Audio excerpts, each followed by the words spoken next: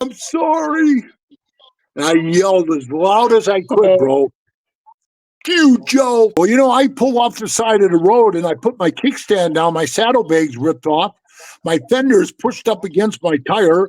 I just reached down like King Kong Bundy and I just ripped the fender right up in the air off of my tire. And I'm pissed, bro. I'm pissed.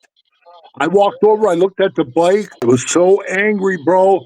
Joe's laying on the ground on the asphalt. Now, it had to be hot, bro. It was scorching hot out.